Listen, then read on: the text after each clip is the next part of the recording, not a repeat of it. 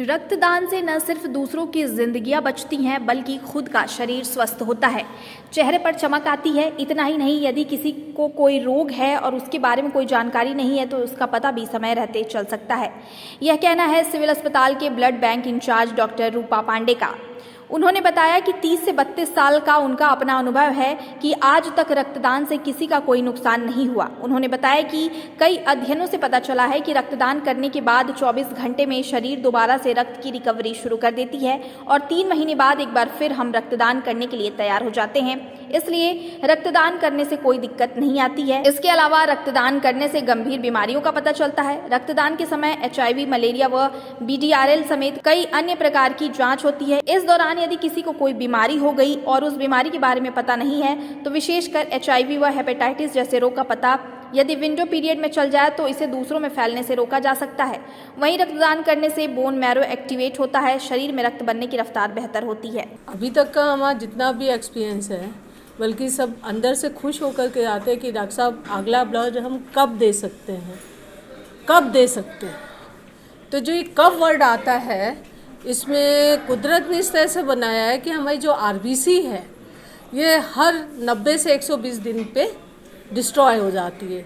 तो काफ़ी अध्ययन करके ये देखा गया है कि 90 से 120 दिन के अंदर अगर हम ब्लड डोनेट कर दें या ब्लड निकालें किसी भी तरह से, तो वो तुरंत 24 घंटे के अंदर रिकवरी हमारा शरीर करना शुरू कर देता है और 3 महीने बाद फिर हम आराम से वैसे ही पहुंच जाते हैं कि हम फिर ब्लड डोनेट कर सकते हैं।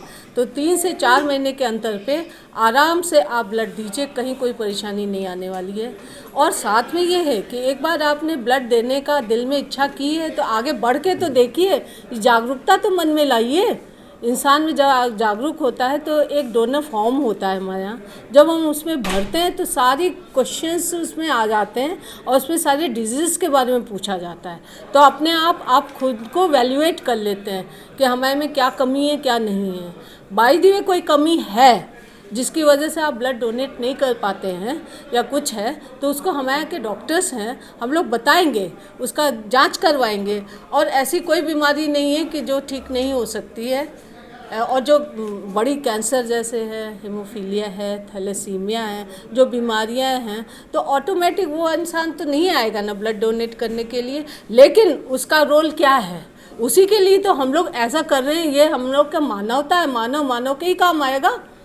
ऐसी बीमारियां जहां ब्लड नहीं दे पा रहे लेकिन उनको ज़रूरत है, उनको ज़रूरत है तो उनको कौन देगा? आगे हम लोग नहीं बढ़ेंगे तो कौन बढ़ेगा? और ब्लड डोनेट करने से कोई परेशानी होती नहीं है। ये 5 से 7 मिनट के अंदर ब्लड हम आराम से डोनेट कर लेते हैं। खा पी के आता है और खुशी से आता है, अपने वॉलंटरी मतलब इच्छा से। इच्छा वर्ड यहाँ पे बहुत बड़ी है। किसी के कहने पर, एक दूसरे को देख करके मोटिवेशन नहीं होना है, मोटिवेशन अंदर से होना है कि हम देंगे ब्लड। इतना अगर कह भी देते हो ना तो अंदर से एक खिंचाव सा महसूस होता है कि हम जो ब्लड दे रहे हैं किसी काम आने वाला है। और एक ब्लड से हमारे यहाँ जो कंपोनेंट्स बनते हैं, PRBC, प्लेटलेट्स, FFP और क्रायो प्रेसिपिटेट्स होते हैं जो अभी नहीं बन रहे, हो सकता है फ्यूचर में बनने शुरू हो जाएं। रक्तदान दुनिया में सबसे महान दान है, ये कहा ही जाता है।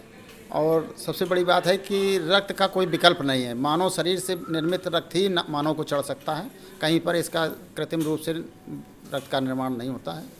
और मैं ये संदेश देना चाहूँगा आज कि रक्तदान में कहीं कोई समस्या नहीं है। हमने 22वीं बार आज रक्तदान किया है। किसी भी प्रकार की कभी हमें पूरे 22 बार में कोई किसी प्रकार की तकलीफ़ नहीं हुई।